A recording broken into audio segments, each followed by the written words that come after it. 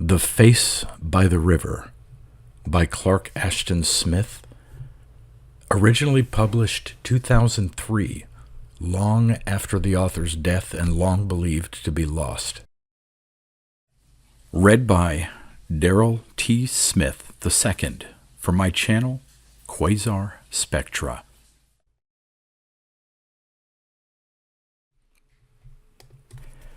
It was after the commission of the deed, and during his nationwide flight from its legal consequences, that Edgar Cylon began to develop an aversion for rivers and a dread of women's faces. It had never occurred to him before that so many rivers resembled the Sacramento, nor had he imagined that anything sinister could attach itself to the leaning willows and alders along their banks. Now, wherever he went, by some macabre coincidence, he was always coming at afterglow of a sullen sunset to the edge of tree-fringed running waters, from which he would recoil with guilty fright and repulsion. Also, he saw resemblances to the dead woman everywhere, in the girls that he passed on the streets of unfamiliar towns and cities. He had never thought, even before he began to see her with the altered vision of enamorment, that Elise belonged to a frequently encountered type. But now, with observational powers that were morbidly sharpened in this one regard, he found that her short oval face with its pallor untouched by rouge, her high, faintly penciled brows above eyes of deep violet gray, her full, petulant mouth, or her slender but well-curved figure were seemingly to be met on every pavement and in every train, streetcar, shop, restaurant, and hotel. Cylon was not aware of any consuming remorse for his act, in the usual sense of the word, but certainly he had reason to regret it as a piece of overwhelming and irremediable folly, into which he had been driven by the goading of some devilish fatality. Elise had been his stenographer. The propinquity of business association had drawn them into a more intimate relationship, and he had loved her for a while till she became too exacting, too exorbitant in her demands. He was not brutal or cold-blooded. He had never dreamed of killing her at any time, and even when he had tired of her, and even in the last walk at twilight by the river, when she had threatened with bitter hysterical reproaches to tell his wife of their affair, he had not really wanted to harm the girl. His feeling had been a mixture of alarm at the menace to his domestic security and a sudden mad desire to still the intolerable, shrewish clamor of her tedious voice. He hardly knew that he had gripped her by the throat, that he was choking her with ferocious fingers. Such an action was totally foreign to his own conception of himself, and when he realized what he was doing, he then loosed her and pushed her away from him. All he could see at that moment was her frightened face, her throat with the visible marks of his fingers, white as an apparition in the dusk, and appallingly distinct in every detail. He had forgotten that they were so close to the river's edge, had forgotten that the water was very deep below the bank at that particular place. These things he had remembered when he heard the splash of her fall, and he had also remembered, with a numb sense of terror, that neither he nor Elise could swim. Perhaps she had lost consciousness when she fell, for she had sunk immediately, and had not risen to the surface again. The whole scene was dim and confused in Cylon's mind, apart from that final glimpse of her face on the shore. His flight from California was vague to him also, and his first clear memory was that of a newspaper he had seen the next morning in a neighboring state, with pictures of Elise and himself above a lurid conjectural description of the crime. The horror of these headlines, in which he seemed to meet the accusing eyes of a vast multitude of people, was branded ineffaceably upon his brain. Henceforth it was a perpetual miracle to him that he could manage to evade arrest. Like most criminals, he felt that the world was preoccupied with himself and his crime, and did not realize its manifold oblivion, its absorption in multiform pursuits and interests.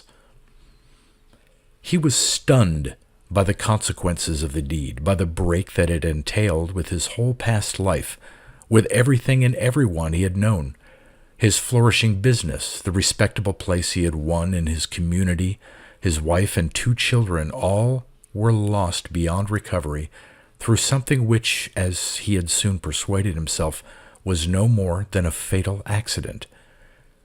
The idea of himself as a fugitive from justice, as a vulgar murderer in the eyes of the world, was alien and confusing to the last degree. He retained enough wit, however, to disguise himself with a touch of subtlety and to double upon his trail in a manner that baffled the police.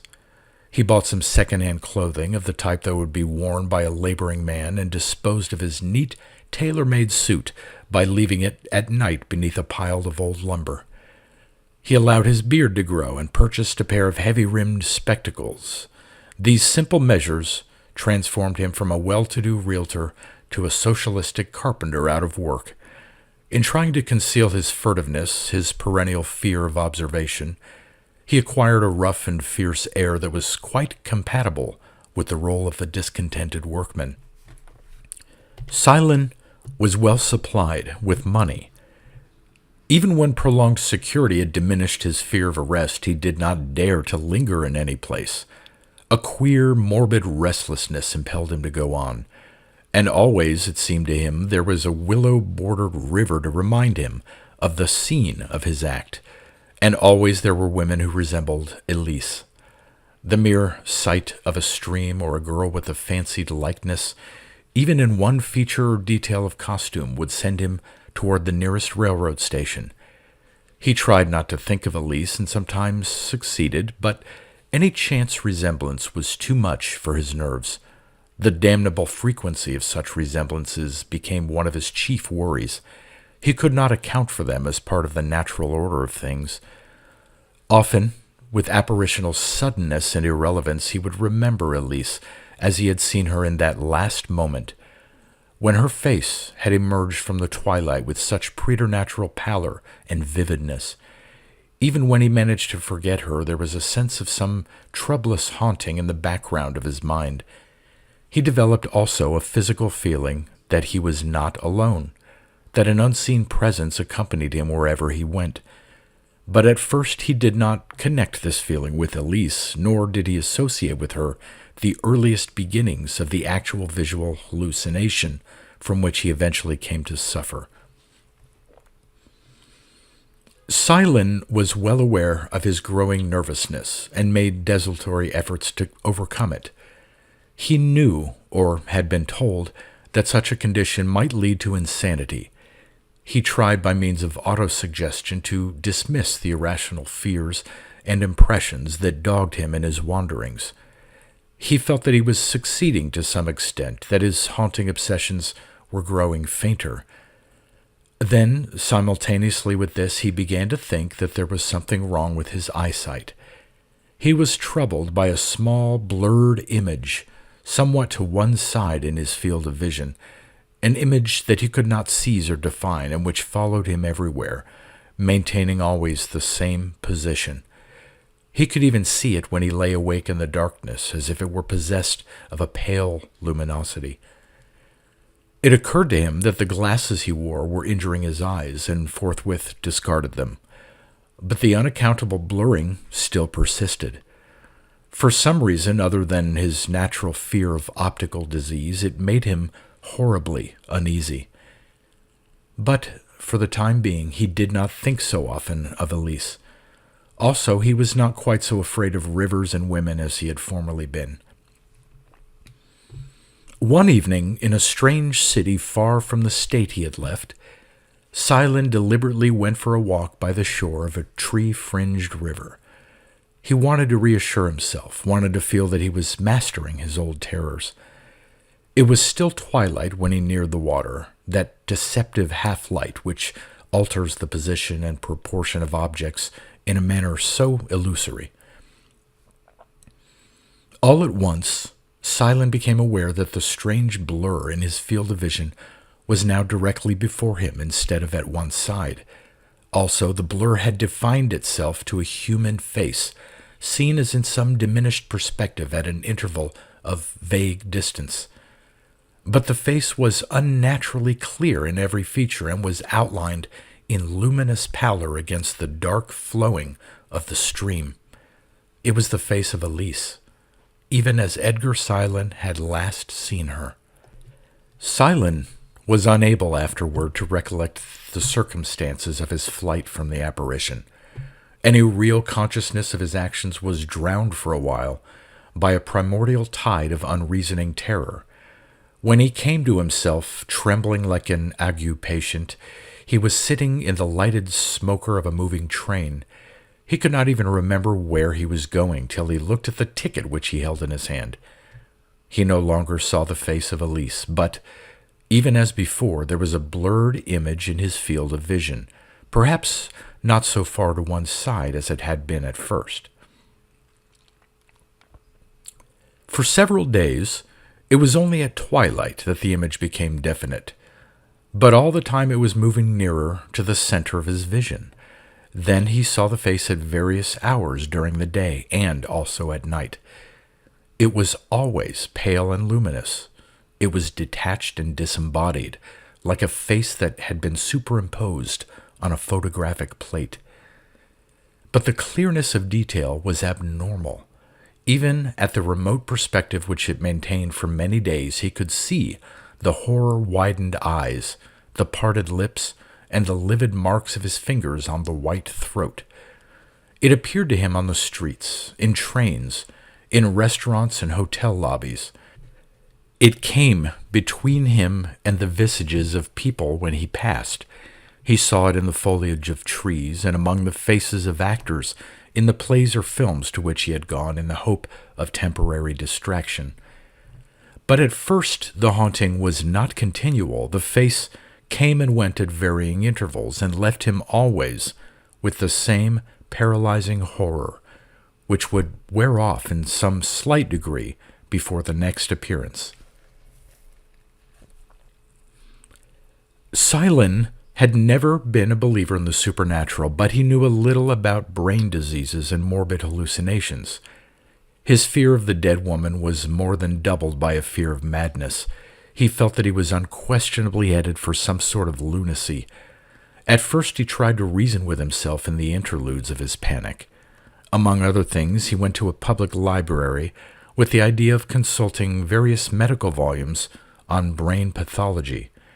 He did not repeat his visit, for while he was reading one of the pages in a work of this type, the letters suddenly began to blur and fade, and it seemed to him that he was looking through and beyond them into a shadowy gulf in which swam the face of Elise. From that time onward, the appearances of the face were more frequent day by day, till the hour came when he saw it continually. For a while he drank soddenly. He sought the anodyne of drugs, but without losing the specter, even in the ultimate delirium of his intoxication. Then his mind succumbed to a fear that was utterly beyond reason, and he dwelt henceforward in a hell of phantasmal and superstitious terrors. The thing was no longer a mere hallucination. It had come back from the cryptic realms of the dead, from a gulf beyond mortal perception, to freeze his blood and his brain with ghastly intimations of all that is hidden in the depths of death.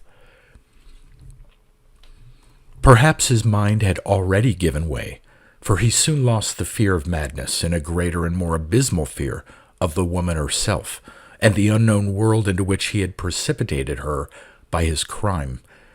In his heedlessness of anything but the apparition, he would stumble against people on the street, and he was often in danger from passing vehicles.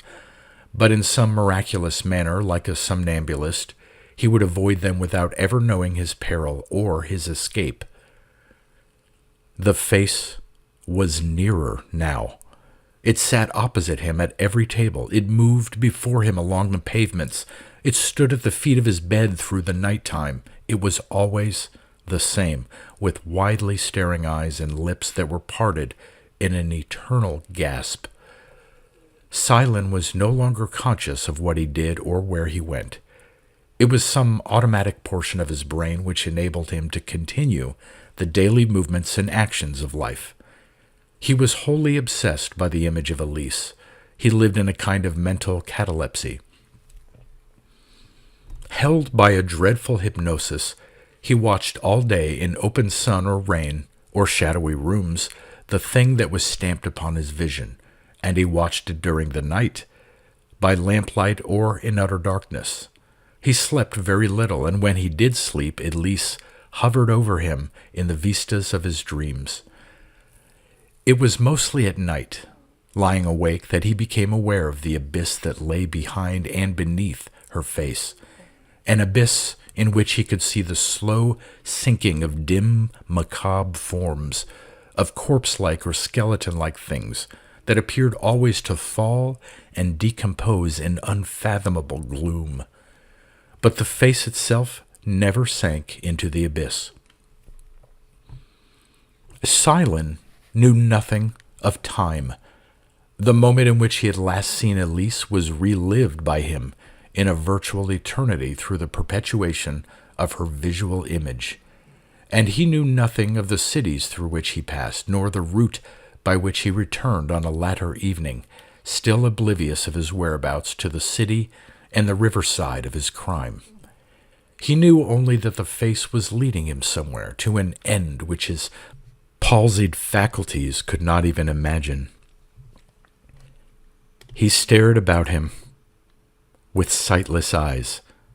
Here in the dusk, beneath the unheeded willows, beside the unrecognized flowing of the Sacramento, the face drew nearer still.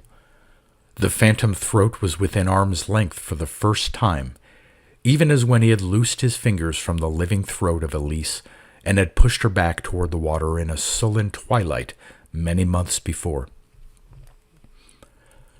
Silent did not perceive that he was standing close to the river brink.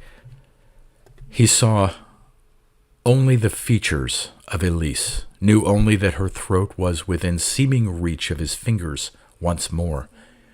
It was a mad impulse of frantic fear, of ultimate desperation, which made him clutch at the white phantom with its changeless eyes and mouth, and the livid, never-fading marks below its chin. He still saw the face for a little while when he sank beneath the water.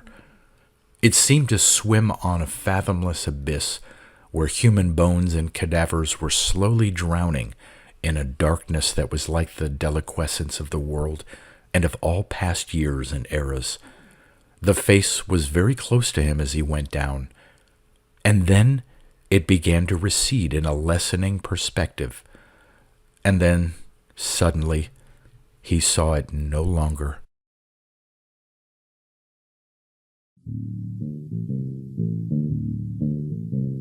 You've been listening to pre-1990s speculative fiction readings with a highlight on science fiction by Darrell T. Smith II.